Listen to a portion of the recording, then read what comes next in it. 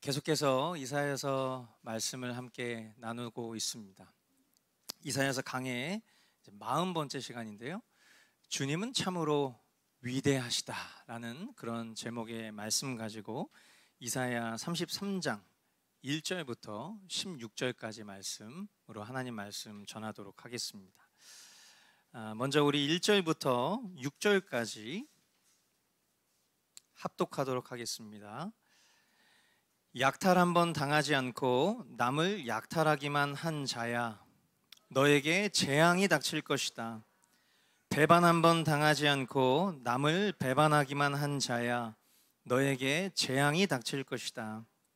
너의 약탈이 끝나면 이제 내가 약탈을 당할 것이며, 너의 배반이 끝나면 이제 내가 배반을 당할 것이다. 주님, 우리에게 은혜를 베풀어 주십시오. 우리가 주님을 기다립니다. 아침마다 우리의 능력이 되어 주시고 어려울 때 우리의 구원이 되어 주십시오. 주님의 우렁찬 소리에 백성이 도망치며 주님께서 일어나셔서 우리 편이 되어 싸우시니 민족들이 흩어집니다. 민족들아, 사람들이 황충이 때처럼 몰려들어서 너희가 약탈한 전리품을 빼앗을 것이다. 메뚜기 떼가 뛰어오르듯 사람들이 그 탈취물 위에 달려들 것이다. 주님은 참으로 위대하시다. 저 높은 곳에 계시면서도 시온을 공평과 의로 충만하게 하실 것이다. 주님께서 너로 안정된 시대를 누리게 하실 것이다. 주님께서 늘 백성을 구원하시고 지혜와 지식을 주신다. 주님을 경외하는 것이 가장 귀중한 보배다. 아멘. 자, 본문에 등장하는 1절에 약탈 한번 당하지 않고 남을 약탈하기만 한 자, 이 대상은 이제 이스라엘 민족을 오랫동안 갈취하고 괴롭혔었던 아시리아를 가리키는 것입니다. 이제 이스라엘 백성을 약탈하고 학대했던 이 아시리아는 역사를 주관하시는 하나님의 뜻에 따라서 심판을 받게 됩니다. 우리가 이제 여기서 주목해 보아야 될 것은 바로 하나님의 구원입니다. 하나님의 구원은 하나님의 백성들을 회개로 인도하셔서 그들의 죄로부터 구원하시는 구원. 우리가 이것을 하나님의 속성으로 만약에 생각을 해보자면 이것은 사랑의 속성이라고 볼 수 있겠죠. 하나님이 하나님의 백성을 하나님의 뜻에 맞추어 회개케 하신 후에 그들의 죄로부터 구원케 하시는 것이 하나님이 하나님의 백성을 너무 사랑하시기 때문인 거잖아요. 우리가 지은 죄의 크기보다 하나님의 사랑의 크기가 더 크기 때문에 기필코 택하신 자를 구원의 길로 인도하시는 것을 우리가 하나님 사랑의 속성이라고 본다면 이것을 구원의 전부라고 말할 수 없어요. 또 다른 구원의 한편은 무엇이냐면 그런 하나님의 백성을 무너뜨리려고 했었던, 그런 하나님의 백성을 구원의 길로부터 마치 이탈시킬 것처럼 괴롭혔었던 그런 하나님의 원수들에 대한 심판까지, 이것을 하나님 공의의 속성이라고 볼 수 있겠죠. 우리가 하나님이 사랑과 공의의 하나님 그렇게 말하는 것처럼 이 두 가지가 구원론에 있어서도 동일하게 작용을 하는 것입니다. 그러니까 하나님이 하나님의 백성들을 죄 가운데 구원하셔서 그들을 천국으로 보내주는 것만이 구원이 아니라 하나님의 백성들을 위협했었던, 즉 하나님을 대적했었던 원수들까지 심판하시는 것이 바로 하나님의 구원이라는 거예요. 아멘이십니까? 하나님 이토록 완전하신 분이시고 하나님은 1.1획도 죄를 용인하시지 않는 분이라는 것을 우리는 이것을 통해서 확인할 수 있습니다.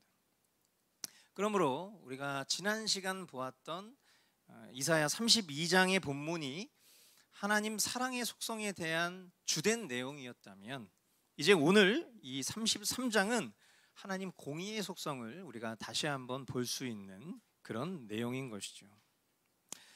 그리고 이 33장 본문이 역사적으로 보면 역사적으로도 실제였던 사건이지만 우리가 성경의 예언서들을 볼 때에는 이 역사적 사건이라는 모형을 통해서 장차 하나님 백성들에게 동일하게 말씀하시는 그런 예언의 메시지가 담겨져 있다라는 이 두 가지 관점에서 말씀을 바라볼 수 있어야 될 것입니다.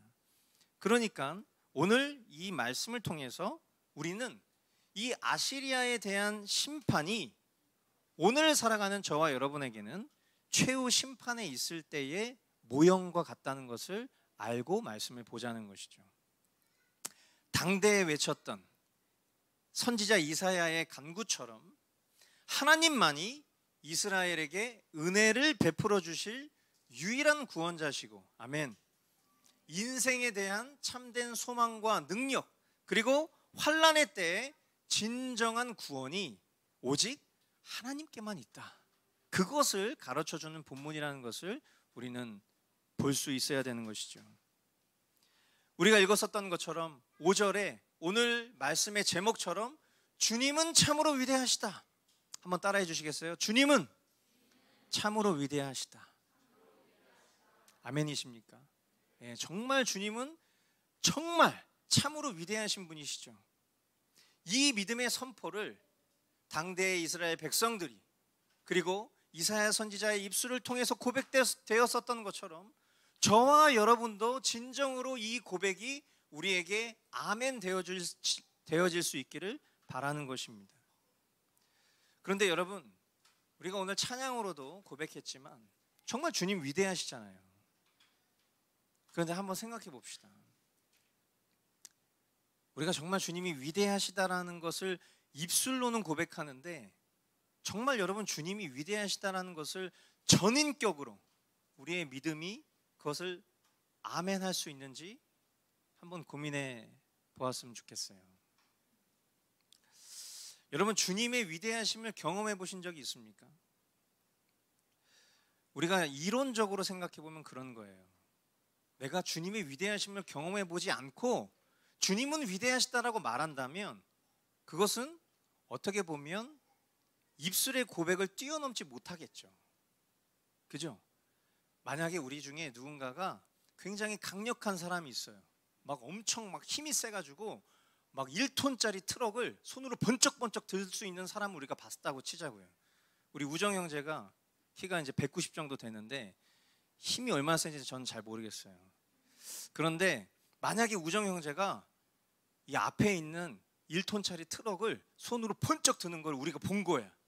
그러면 앞으로 우리는 무거운 짐을 들 때 누구를 찾게 되죠? 우정 형제를 찾게 되겠죠. 왜?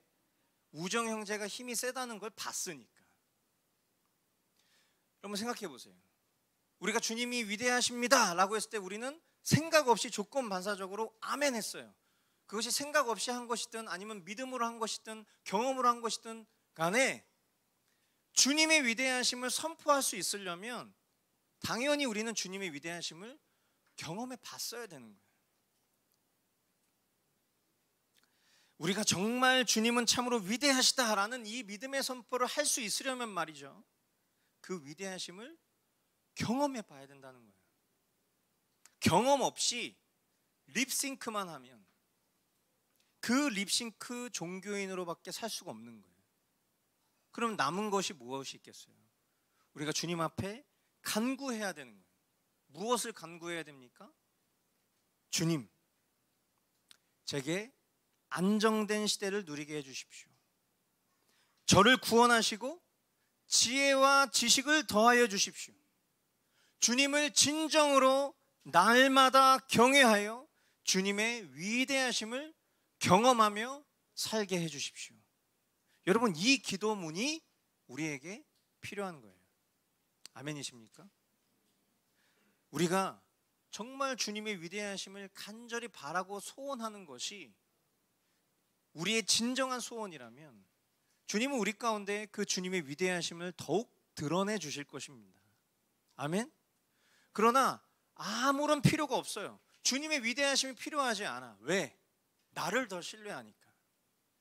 이 세상의 풍조와 이 세상의 물질을 우리가 더 신뢰하니까 주님이 필요하지 않으니까요. 우리는 입술로는 주님은 위대하시다라고 하지만 그 주님의 위대하심을 경험해 본 적도 없고 심지어 경험해 보고 싶지도 않을 수도 있어요.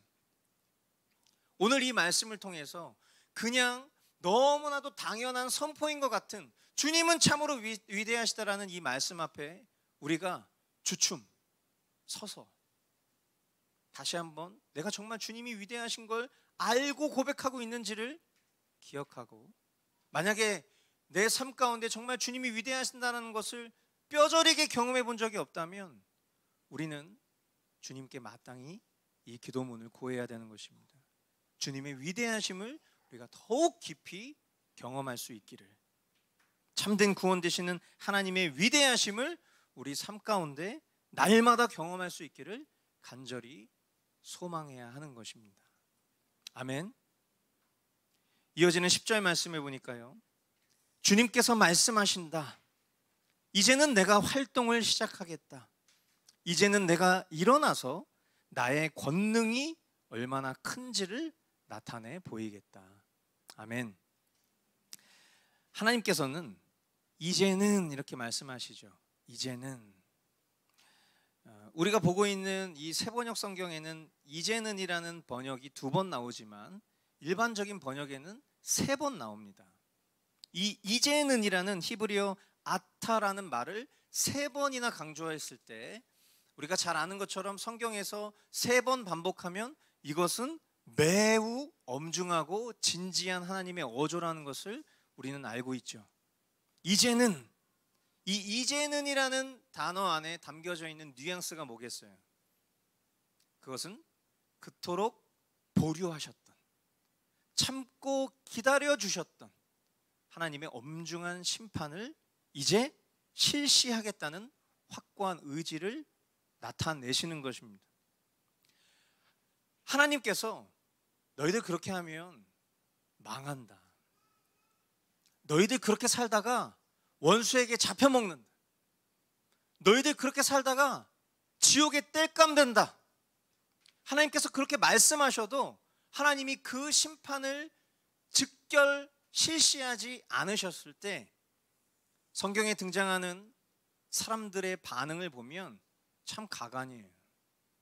하나님의 백성이 아닌 사람들이 하나님의 그 엄중한 경고를 비웃는 것은 그럴 수 있다 치더라도 하나님의 백성이 그런 하나님의 엄중한 심판을 조롱하듯 자신의 우상숭배를 멈추지 않는 그런 모습들을 볼 때에 참 우리는 비통함을 느끼죠. 그리고 잠시 우리가 어떤 존재인지를 까먹으면 우리는 그런 백성들을 향해서 손가락질하면서 에휴 저놈들 그냥 심판받아 마땅하지, 우리 그렇게 생각했죠. 그러나 이내 그 손가락질이 나 자신을 향할 때 나도 오늘 그 손가락질 받는 하나님의 백성들과 똑같이 살고 있는 모습을 볼 때에 우리는 고개를 숙이게 됩니다. 그렇지, 하나님 나에게도 여러 번 경고하셨지. 하나님 나에게도 수많이 회개를 요청하셨지. 때론 내가 하나님 앞에 회개하기도 했지.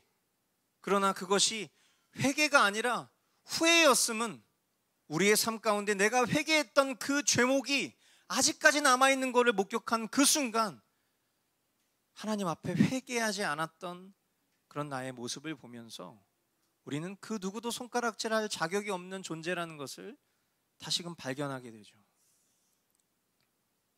하나님이 심판을 보류하시고 참으셨을 때 원수들은 하나님과 하나님의 백성들을 조롱했습니다. 그리고 자신들의 악함을 더욱 드러내며 활개를 쳤어요. 그러나 이제 하나님께서 일어서시겠다고 합니다. 마치 이런 표현이에요. 우리가 참다가 앉아있다가 펄떡 일어나서 내가 이제 심판을 이루겠어. 이제 하나님께서 그 액션을 보여주시는 것이죠. 하나님께서 일어나셔서 하나님을 조롱했던 원수들을 벌하시고 그리고 그 위에 가장 높임을 받으시겠다 선포하십니다. 하나님의 권능으로 원수들은 심판받고 하나님은 하나님 되심을 드러내실 것입니다. 하나님께서 아시리아를 어떻게 심판하셨습니까? 이어지는 11절로 13절 말씀해 보니까 너희는 결을 잉태하여 지푸라기를 낳는다. 너희는 제꾀에 속아 넘어간다. 문민족은 불에 탄 석회같이 되며 찍어다가 태우는 가시덤불같이 될 것이다. 너희 먼 곳에 있는 자들아, 내가 무슨 일을 하였는지 들어보아라. 너희 가까운 곳에 있는 자들아, 나의 권능을 깨달아라. 하나님께서 아시리아를 어떻게 심판하시는지 이 짧은 본문 안에 담겨 있어요. 그것은 아시리아가 자신이 세운 그 잔꾀에 넘어가게 될 거라는 거예요. 그들이 유다를 침략하려고 세웠던 그 잔꾀에 도리어 그들을 삼키는 불처럼 그들을 하나님께서 삼키게 될 것이라고 예언하십니다. 이 비유적 표현은 열왕기하 18장 19장과 이사야 36장 37장에 기록된 대로 아시리아 왕 사네립이 예루살렘을 침공했다가 하룻밤에 군사 18만 5천 명을 잃어버리고 또 그 자신은 후퇴하여 고국으로 돌아갔다가 자신의 아들들의 칼에 죽임을 당하는 역사적 실제 사건으로 입증이 된 것이죠. 이런 비참한 결론을 그들이 조롱했던 그 순간 알고 있었을까? 당연히 몰랐으니까 그 일을 이루었겠죠. 그러나 그들이 죄를 범하기 직전 하나님은 반드시 선제적인 경고를 남겨두셨어요. 너네 그러다 죽는다고. 내 백성 건드리다가 너네들 죽는다고. 그런데 그 하나님의 경고를 조롱한 대가가 바로 이와 같은 거예요. 책임이 누구 책임이에요? 하나님 책임입니까? 아니죠.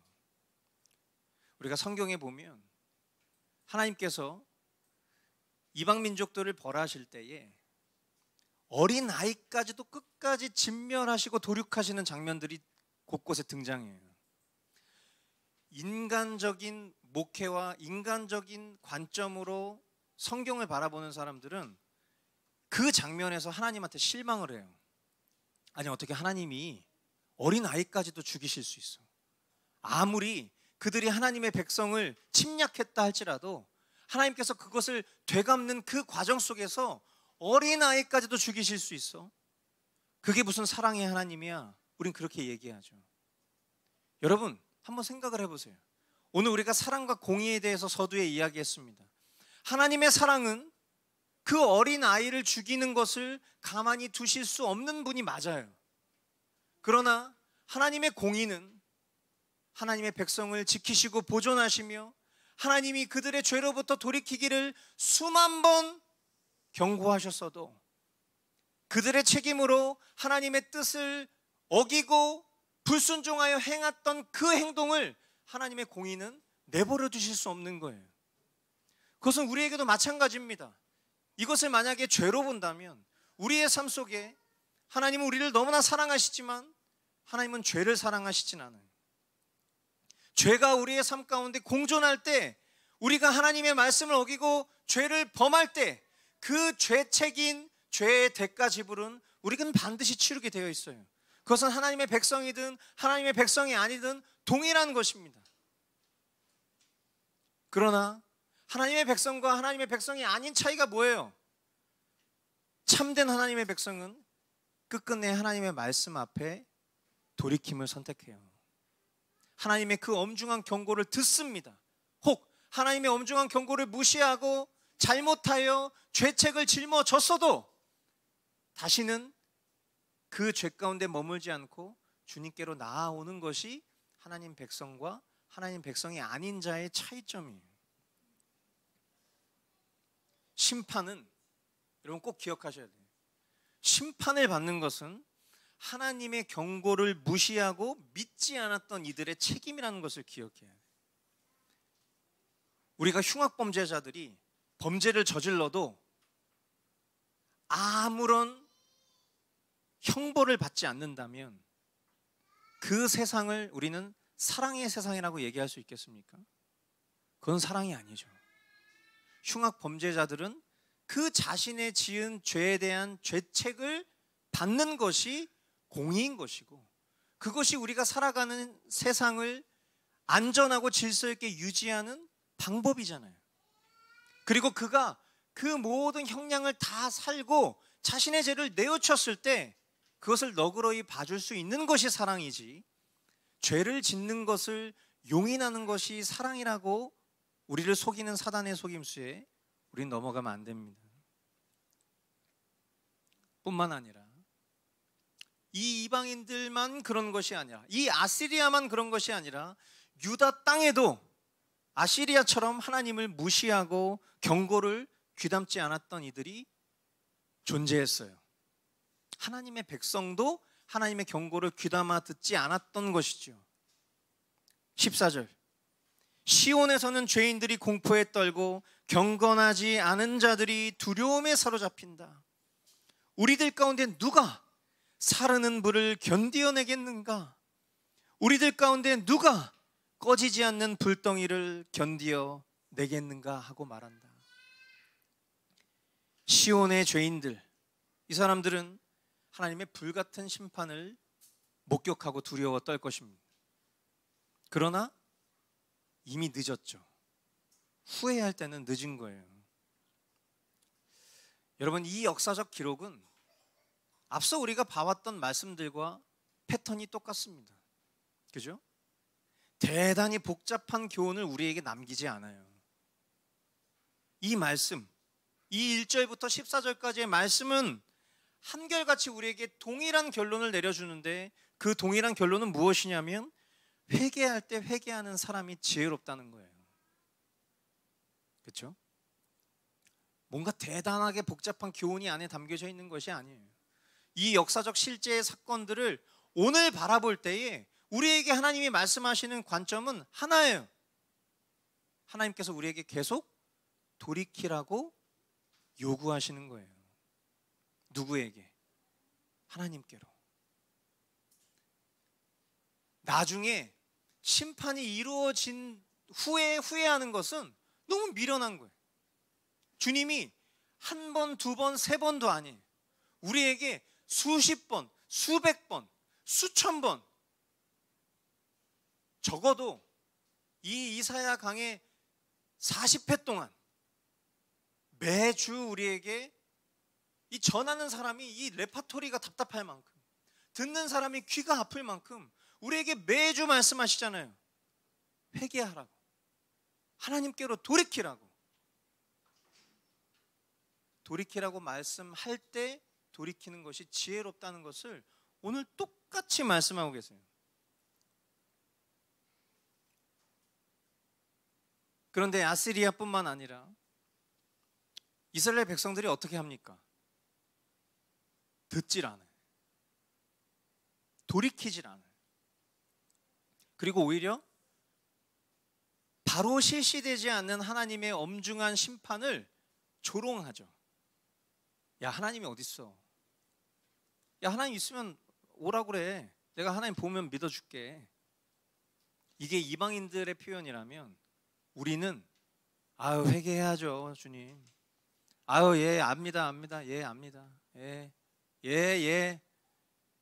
우리는 이런 식의 반응을 보이지 실제로는 돌이키질 않아요.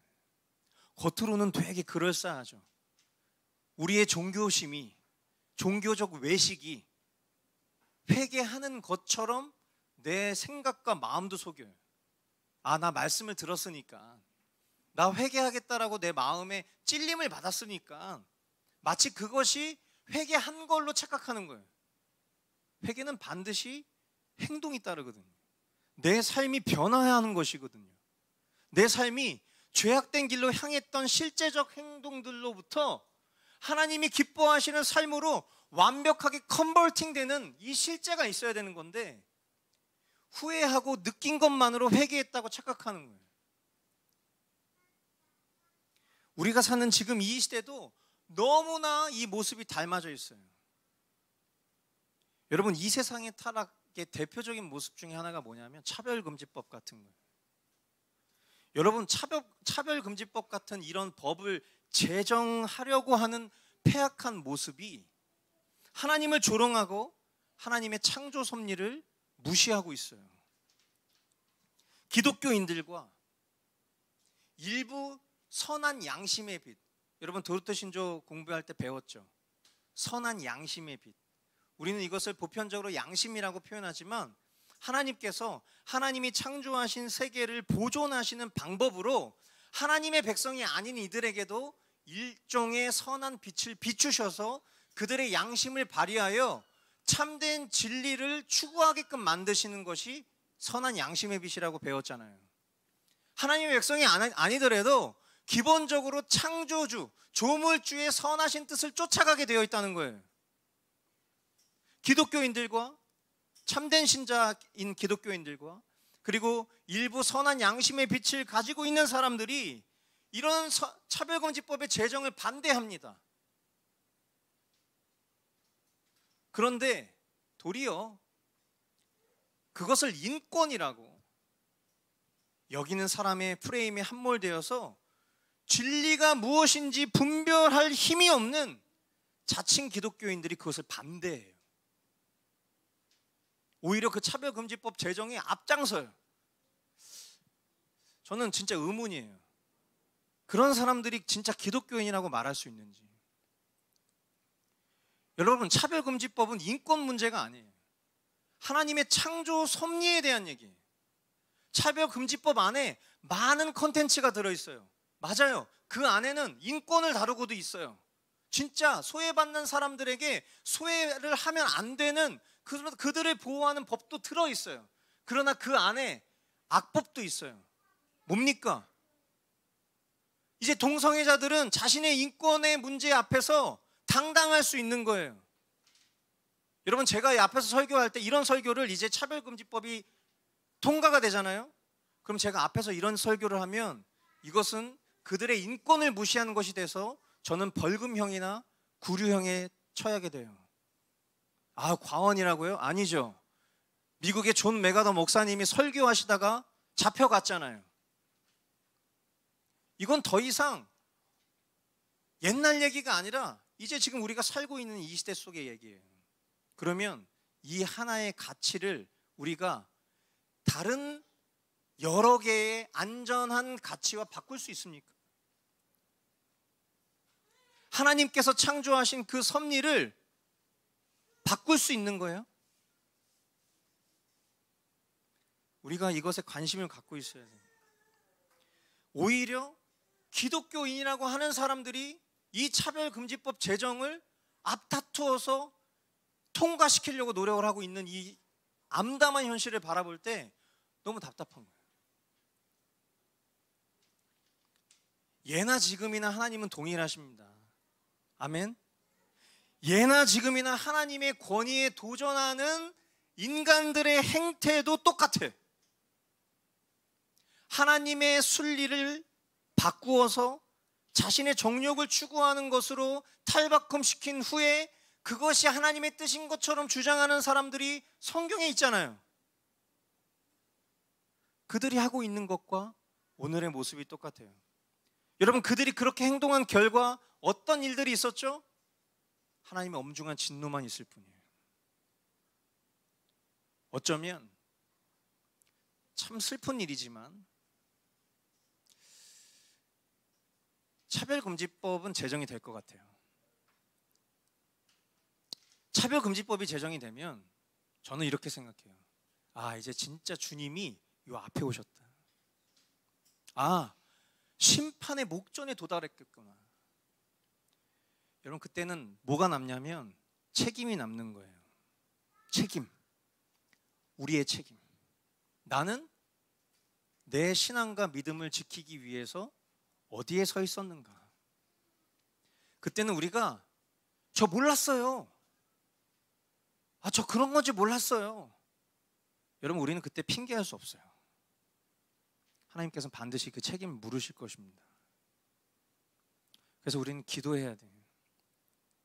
정말 하나님의 이 선하신 뜻과 역사가 세상 가운데 조롱받고 마치 시대가 뒤떨어지는 사람인 것처럼, 혹은 차별을 옹호하는 사람인 것처럼, 이 사회 가운데 소외받는 사람들을 무시하고 눈 감는 사람인 것처럼 치부한다 할지라도 그것이 아니라 하나님의 바른 진리를 지키기 위해서 그 핍박의 자리 가운데 있을 때 그것이 진짜 하나님의 선하신 편에 서 있는 것이라는 것을 우리는 기억하고, 이 세상의 보편적인 가치, 수많은 가치 속에 은밀히 심어놓은 그런 사단의 전술에 우리가 속아 넘어가는 것이 아니라 성경의 바른 진리와 가치를 보수한다는 게 뭐예요? 지키는 거예요. 어떤 정치적 단어가 아니에요. 그것을 지키는 거예요. 그런 신앙이 우리에게 있어야 되는 거예요. 그러므로 오늘 저와 여러분이 이 성경의 역사 앞에서 회개할 줄 아는 지혜를 얻는 계기가 되길 바랍니다. 아멘. 우리 삶의 전반이 그래요. 지금 이 세상과 사회가 병들어 있는 것을 떠나서 내가 선택하고 내가 생각하고 내가 판단하는 내 결정들이 하나님의 뜻인지 아닌지에 대한 분별 능력이 상실된 지 너무 오래라고. 말씀에 비춰서 생각해 볼 때 과연 이게 맞는 것인지 따져 물어야 될 시간이 필요한데 우리는 그 시간을 두지 않아요. 그냥 즉각적으로 직관적으로 결정하죠. 여러분 이번에 선거할 때 여러분 기도하셨습니까? 기도하고 투표하셨습니까? 공약을 보셨습니까? 그냥 내가 선호하는 당 그냥 그걸로 그냥 뽑는 게 아니라 어떤 인물이 나왔는지, 이 사람 무슨 공약을 갖고 있는지, 그리고 그 공약이 하나님의 말씀에 비추어 봤을 때 그것이 정말 정당한 것인지 아닌지. 세상 사람들이 하는 말은 덜 나쁜 사람 뽑자 이렇게 얘기하잖아요. 교계 안에서도 목사님들도 그렇게 가르쳐요. 덜 나쁜 사람 뽑자고. 어차피 다 나쁜 놈들이니까. 여러분, 우리가 그 사람들을 나쁜 놈이라고 치부할 자격이 돼요? 우리 다 은혜 입은 죄인 아닙니까? 우린 그 누구도 나쁜 놈이라고 손가락질 할 수가 없어요. 내 어떤 당심에 의해서, 내 어떤 정치적인 색깔에 의해서 투표를 하는 것이 아니라 하나님 앞에 기도하고 하나님의 말씀에 합한 것인지 분별하고 뽑는 거예요. 동일합니다. 모든 삶의 전반의 영역 속에서 우리가 돌이켜야 돼요. 내가 하나님의 말씀으로부터 벗어난 게 무엇이 있는지. 여러분, 하나님의 말씀으로부터 벗어난 게 무엇이 있는지 알려면 더 선행되어져야 될 게 있어요. 그게 뭡니까? 하나님의 말씀 앞에 있어야죠. 하나님의 말씀을 봐야 옳고 그름의 문제도 알아요. 옳고 그름의 문제를 안다고 우리가 옳은 결정만 합니까? 아니죠.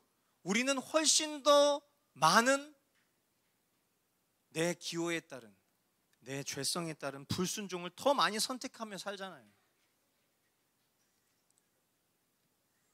그릇된 생각을 고치고 말씀의 지배 속에 심판을 피하고 오히려 하나님께서 누리게 하시는 것을 우리가 누리는 삶을 사는 것이 진짜 하나님의 백성의 삶인 것입니다. 아멘.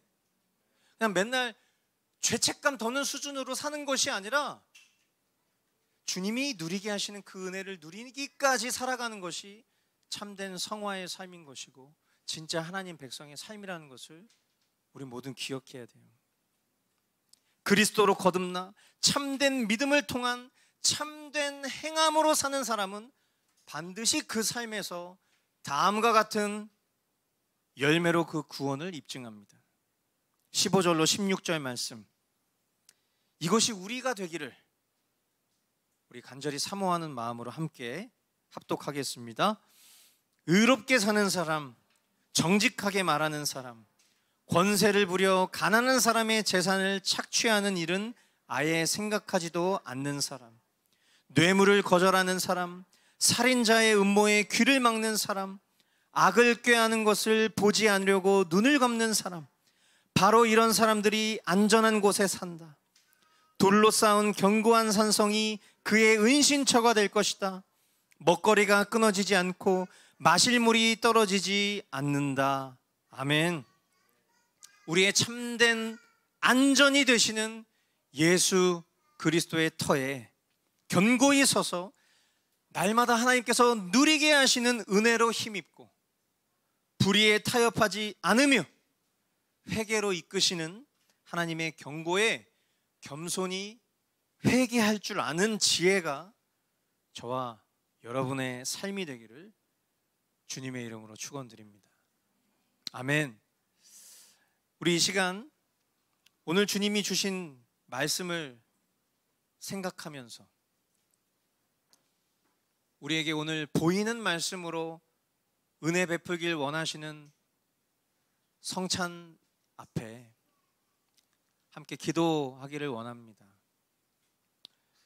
우리가 잘 아는 것처럼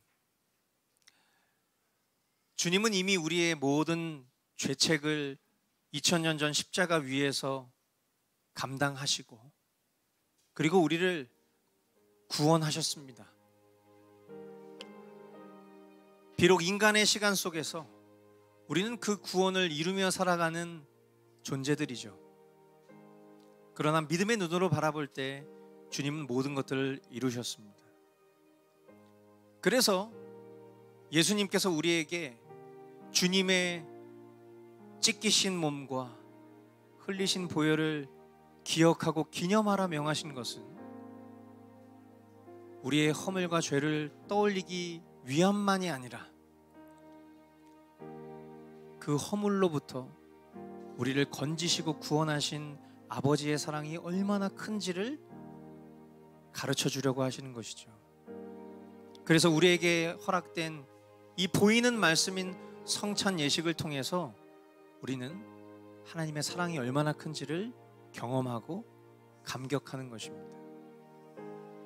늘 하나님의 사랑에 거역하며 거스르기를 쉽게 선택할 수밖에 없는 연약한 우리들이지만 오늘 더욱 주님이 행하실 일들을 기대합시다. 왜냐하면 주님은 참으로 위대하시기 때문이에요. 그 주님의 위대하심 앞에, 그 주님의 사랑 앞에 오늘 우리가 깊이 그것을 누리고 경험하는 시간 될 수 있도록 우리 성만찬을 앞두고 함께 우리의 심령을 돌아보며 기도하도록 하겠습니다. 기도하겠습니다. 네, 사랑하는 주님 감사합니다.